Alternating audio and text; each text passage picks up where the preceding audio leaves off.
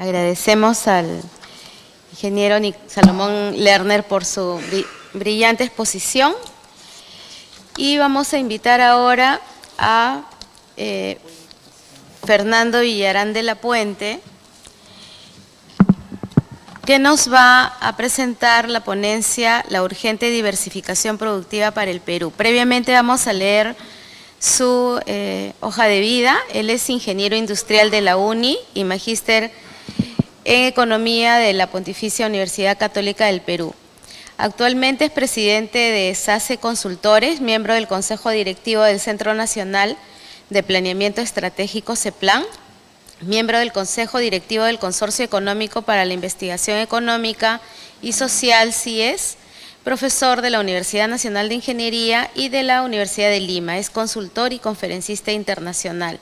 Él ha sido ministro de Trabajo y Promoción del Empleo, presidente de la Comisión Organizadora de CEPLAN, funcionario del Banco Interamericano de Desarrollo, BID, director de la Corporación Financiera de Desarrollo, COFIDE, creador de PROMPYME, Consejo Nacional para la Promoción de la Pequeña y Microempresa, primer presidente de COPEME, Consorcio de Instituciones Privadas de Promoción de la Micro y Pequeña Empresa, y miembro del Consejo Nacional de Educación. Es autor de diversas publicaciones. Sus principales libros son El mundo de la pequeña empresa, Riqueza popular, Empleo y pequeña empresa en el Perú, Promoción estatal a las pymes, Innovaciones tecnológicas en la pequeña industria y Centros de Desarrollo Empresarial para las MIPES. Vamos a invitar entonces al ingeniero Fernando Villarán de la Puente para que haga su ponencia sobre la urgente diversificación productiva para el Perú. Adelante, ingeniero, por favor. Gracias. Bueno, buenos días. Justo unos minutos antes de mediodía. Es un gusto estar nuevamente en este congreso quinquenal, en la segunda exposición. Agradezco a los organizadores por este honor de poder compartir algunas ideas con todos ustedes. Esta vez me toca hablar sobre diversificación productiva. Como ustedes pueden ver ahí, ahorita estoy de decano de la Facultad de Ingeniería y Gestión de la Universidad Antonio Ruiz de Montoya, porque el currículum era un poco pasado, digamos, lo bajaron del internet, pero ese es mi cargo principal en este momento. También tengo la responsabilidad de una empresa de consultoría. Pero en fin, es un lugar muy bueno para estar, la academia, ya a mi edad por lo menos, no sé si es lo que piensen ustedes, pero me permite investigar, ¿no? Y trabajar temas que vengo a compartir ahora con todos ustedes. Bueno, voy a comenzar con un descubrimiento relativamente nuevo, para mí por lo menos, que es el inicio del crecimiento económico. ¿Cuándo comenzó el crecimiento económico en la historia de la humanidad? ¿Correcto? Luego, la revolución industrial, cuál es el carácter o la esencia de la misma, los errores de la CEPAL, los errores de las políticas actuales y un poco la tarea actual para el país.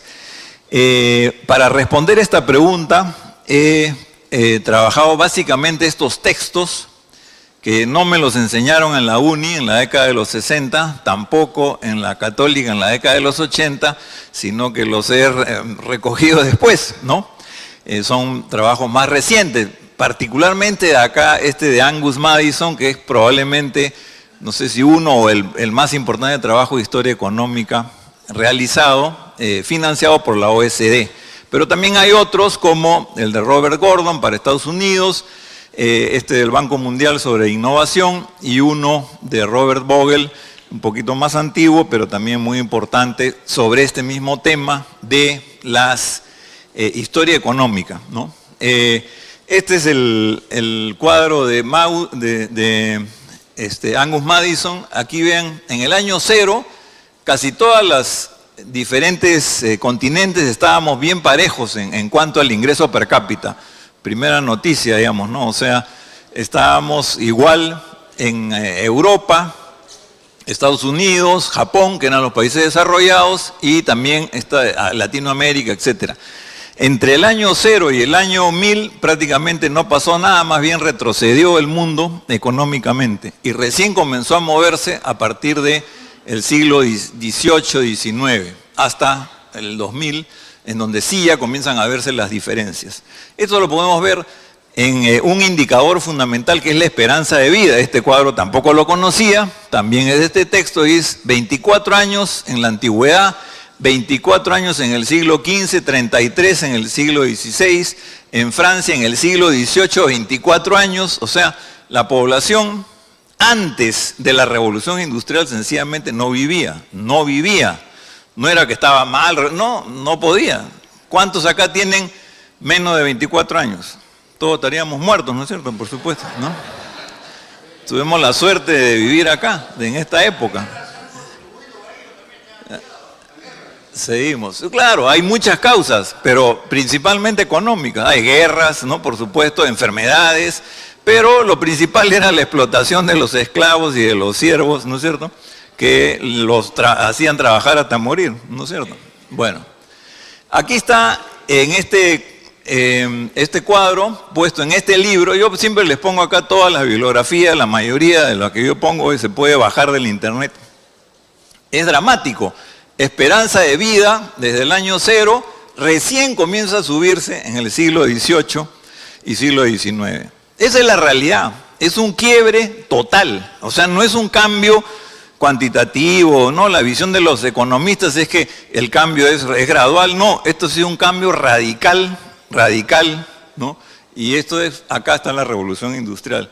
Otro cuadro igual, en este caso de Madison, es el ingreso per cápita. Era prácticamente 0, o mejor dicho, muy bajo, no se movía, y también la población. Recién ambos comienzan a moverse antes del siglo XIX. Y este es uno, y este es de Robert Vogel, donde pone las principales innovaciones anteriores que venían una cada 100 años, 50 años, ¿no es cierto? O sea, muy lentamente, ¿no? La rueda, la brújula, la tinta, etcétera, que han ocurrido en diferentes partes del mundo, pero no venían muy despacio, hasta que comienza una explosión de innovaciones que es la revolución industrial. Entonces, lo que yo les quiero decir acá, a ver cómo voy de tiempo,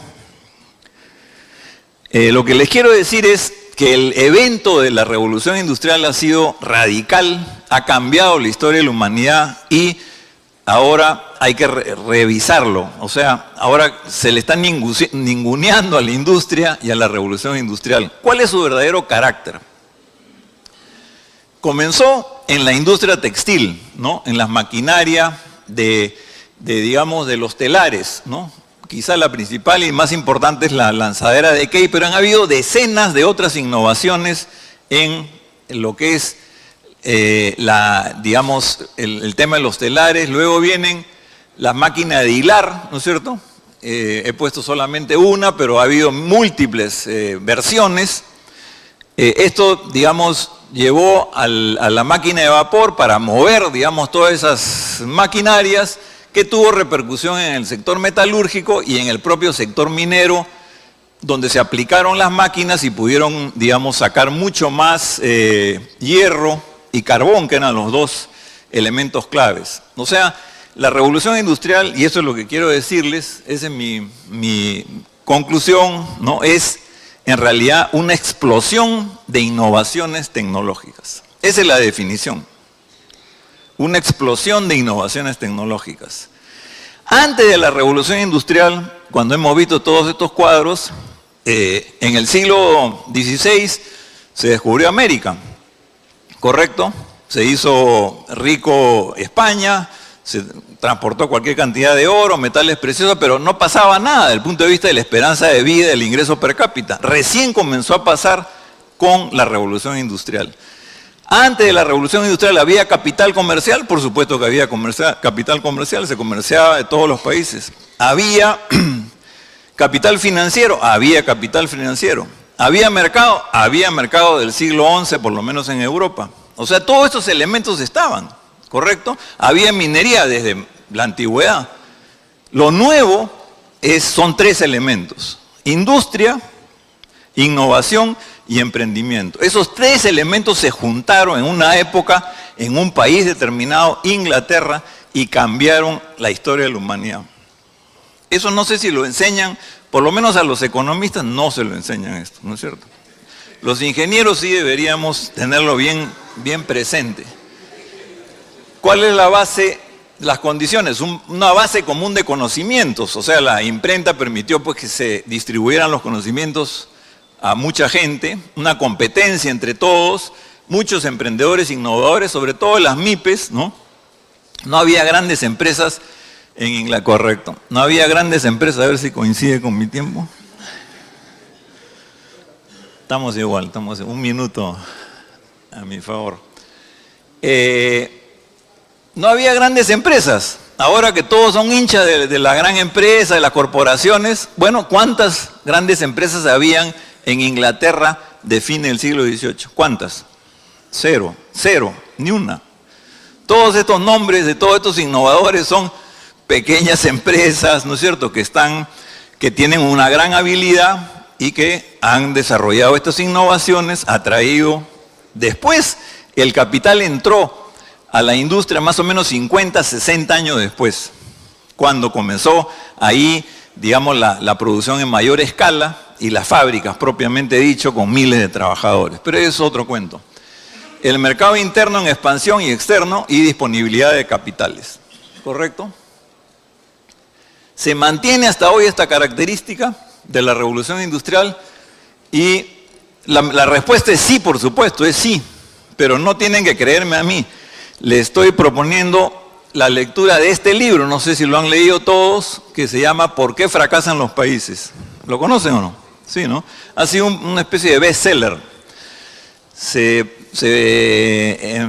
Digamos, publicó en el 2012, pero tenía detrás, así como Madison, fue un trabajo de 10 años con decenas de investigadores, economistas, ingenieros.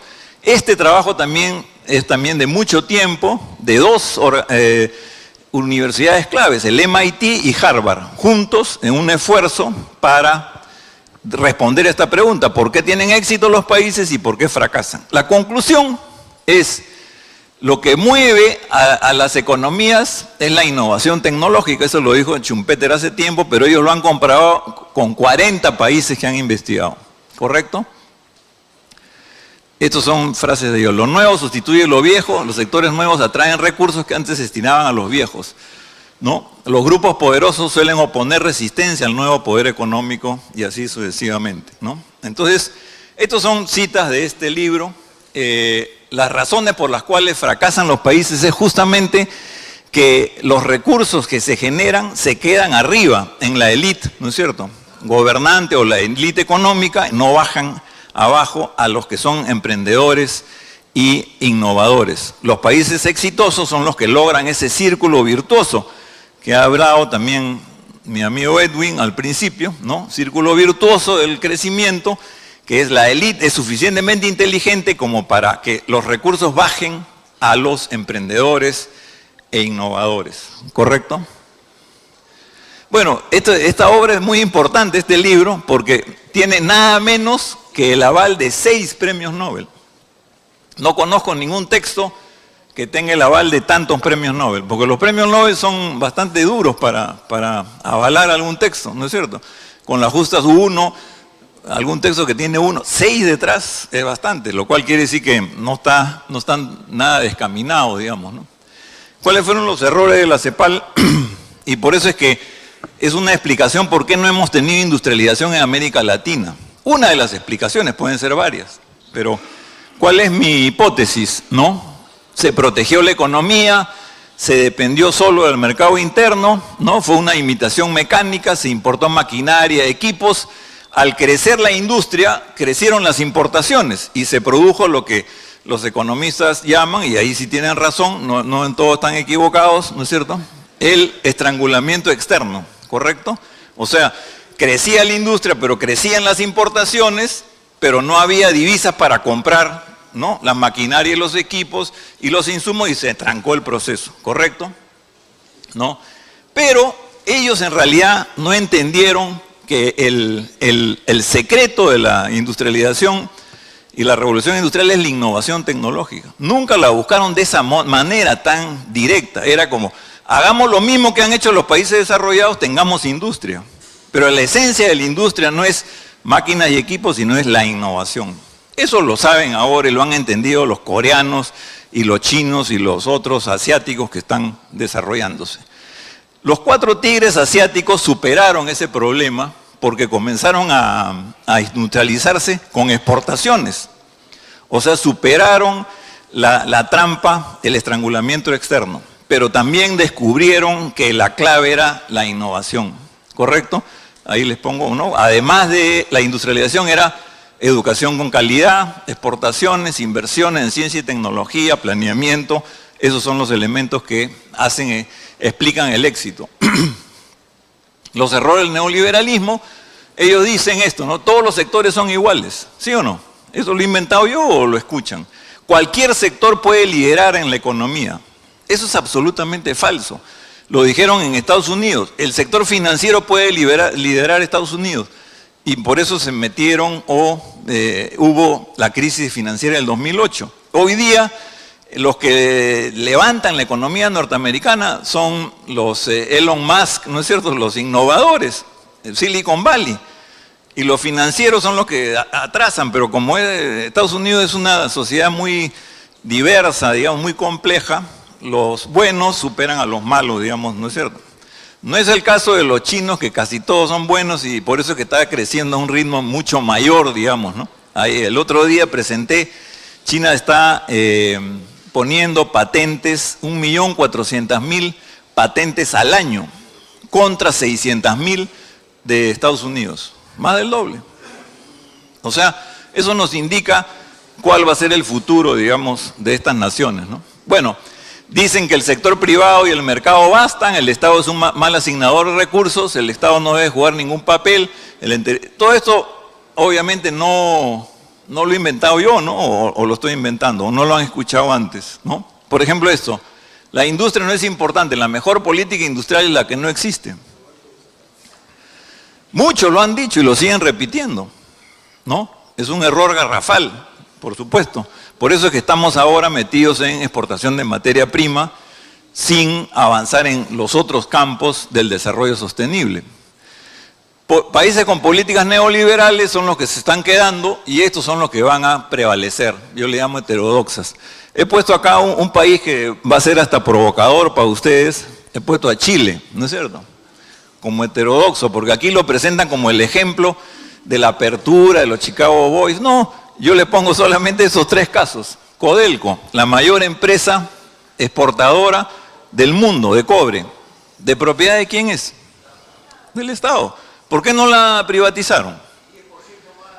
Ya, a la Fuerza Armada, con todo eso saben. ¿Por qué no la privatizaron? Entonces, nunca fueron, digamos, son más nacionalistas que neoliberales. Segundo ejemplo, Corfo. Corfo presta a las empresas que quieren ampliar su capacidad, nuevas startups, ¿no es cierto? Investigación y desarrollo es 20 veces COFIDE, ¿sí o no?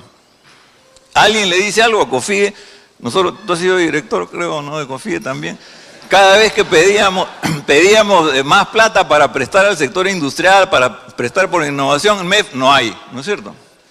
¿Ustedes creen que le dicen eso a Corfo? No le dicen eso. Corfo tiene cualquier cantidad de recursos, ¿no? Y entonces tampoco es neoliberal en eso. Y finalmente las políticas de vivienda que implementó nada menos que Pinochet, ¿no es cierto? En Chile no hay barriadas, no hay eso. O sea, todo el mundo tiene alguna vivienda barata, popular, ¿no es cierto? Y está ahí. Y eso se opuso el Banco Mundial, pero él dijo, no, lo vamos a hacer porque yo no quiero que nadie viva con pata en el suelo, ¿no es cierto? Correcto. Entonces seguimos, y ahora sí ya estoy acabando. Estos son los países que van a ser primeros en el 2050 de Pricewaterhouse y la estructura productiva, ya me sonó mi alarma, así que voy a acabar. Esto es lo que ha pasado en la estructura productiva. Claro, la estructura productiva aparece en los informes del Banco Central de Reserva. En los informes de las empresas consultoras no aparece. Aparece el PBI, las divisas, ¿no es cierto?, reservas, etcétera, pero estructura productiva no aparece, ¿no? Y eso sí ya, listo. Esto sí es un interés de los ingenieros.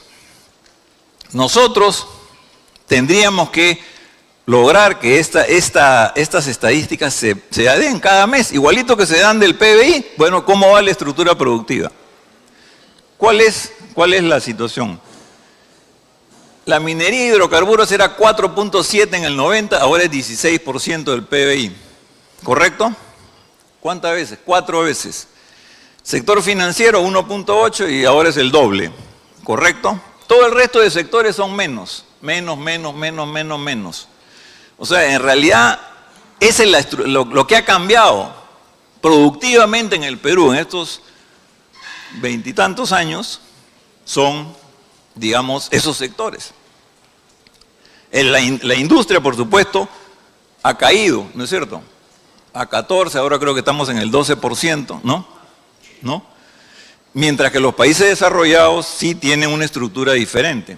Queremos entrar a la OECD, pero no tenemos la estructura productiva de un país OECD promedio. Bueno, la tragedia es que la minería pues prácticamente no da empleo, ¿no es cierto?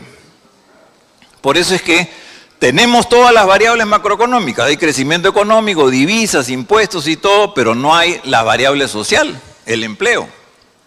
Y por eso cuando hay conflictos sociales, delincuencia, corrupción, se desprende de ahí.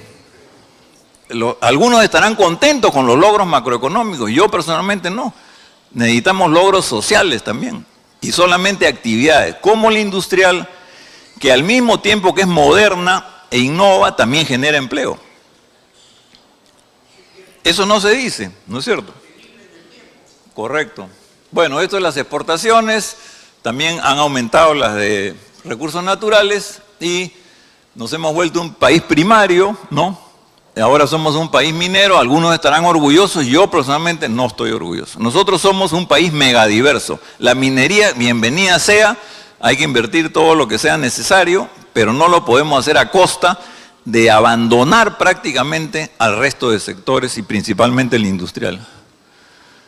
Lo que pasa es que las nuevas inversiones son en minería, ¿no?, hidrocarburos, energía, un poco en infraestructura y no hay inversiones, miren, casi prácticamente no existe, ¿no es cierto? El Ministerio de la Producción, GESI, tuvo un plan de diversificación productiva, que ya lo conocen ustedes, lo han expuesto varias veces acá en este colegio, que tenía todas estas orientaciones y quería poner nuevos motores a la economía, como el sector forestal, acuícola, industrias creativas y textil. Pero, ¿qué pasó? Que vino el señor Bruno Yufra y dijo, no me gusta, ¿no es cierto?, ¿no? Y lo voy a tirar a la basura. Una cosa que había costado varios años, que era un consenso de empresarios, el Colegio de Ingenieros participó y todos. O sea, volvimos a ser un país bananero, digamos, ¿no es cierto?, ¿no? Y todo el mundo se quedó tranquilo, nadie dijo nada porque el crecimiento económico más o menos seguía. Aquí me quedo, muchas gracias.